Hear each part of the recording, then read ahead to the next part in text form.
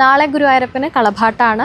നാളെ ഉച്ചപൂജയ്ക്ക് ശേഷം കളഭാഭിഷേകമാണ് കേട്ടോ ഗുരുവായൂരപ്പന്. അതായത് ഇത്രയും ദിവസം നമ്മൾ ഗുരുവായൂരപ്പന് ഉച്ചപൂജയ്ക്ക് ശേഷം ഓരോ രൂപത്തിലും ഓരോ ഭാവത്തിലുമാണ് കണ്ടു തൊഴാറുള്ളത് അല്ലേ. നാളെ ഗുരുവായൂർ ക്ഷേത്രത്തിലേക്ക് വന്നു കഴിഞ്ഞാൽ ഗുരുവായൂരപ്പനെ പ്രത്യേകം കൂട്ടുകൾ കൊണ്ട് നിർമ്മിച്ചിരിക്കുന്ന ആ ഒരു കളഭത്തിലായിരിക്കും ആറാടി നമുക്ക് കാണാൻ സാധിക്കുന്നത് കേട്ടോ.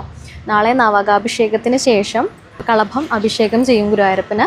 ഉച്ചപൂജയ്ക്ക് ശേഷം നട തുറക്കുമ്പോഴായിരിക്കും നമുക്കിത് കാണാൻ സാധിക്കുക.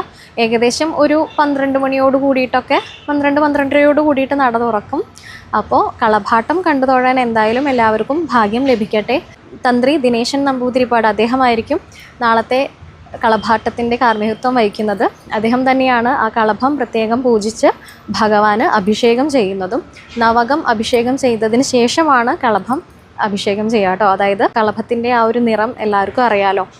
ആ നിറത്തിൽ സ്വർണ്ണ നിറത്തിലായിരിക്കും നമ്മൾ ശ്രീലകത്തേക്ക് നോക്കുമ്പോൾ ആ വിളക്കിൻ്റെ പ്രകാശത്തിലും ഒക്കെ നമ്മുടെ ഗുരുവായൂരപ്പൻ ഇങ്ങനെ വളരെ ഭംഗിയായി തന്നെ കളഭത്തിൽ ആറാടി നിൽക്കുന്നത് കാണാൻ സാധിക്കും. അത് അടുത്ത ദിവസം വരെ, നാളെ 27-ാം തീയതിയാണ് കളഭാട്ടം. 28-ാം തീയതി നിർമ്മാല്യം വരെ ആ കളഭത്തിൽ ആറാടി നിൽക്കുന്ന ഗുരുവായൂരപ്പനെയാണ് നമ്മൾക്ക് ഓരോരുത്തർക്കും കാണാൻ സാധിക്കുക. 28-ാം തീയതി നമുക്ക് രാവിലെ പ്രസാദം കൊടുക്കുന്നിടത്ത്, അതായത് ചന്ദനമൊക്കെ കൊടുക്കുന്ന സ്ഥലമുണ്ടല്ലോ, അവിടെ നമുക്ക് ചെന്ന് കഴിഞ്ഞാൽ ഭഗവാൻ അഭിഷേകം ചെയ്തിട്ടുള്ള ആ ഒരു കളഭം കിട്ടാനും സാധ്യത ഉണ്ട് കേട്ടോ. അപ്പോൾ എല്ലാവരും കളഭാട്ടം കണ്ടു തൊഴാനും ഭഗവാന്റെ പ്രസാദം കളഭം പ്രസാദമായിട്ട് ലഭിക്കാനും ഒക്കെ വരൂ.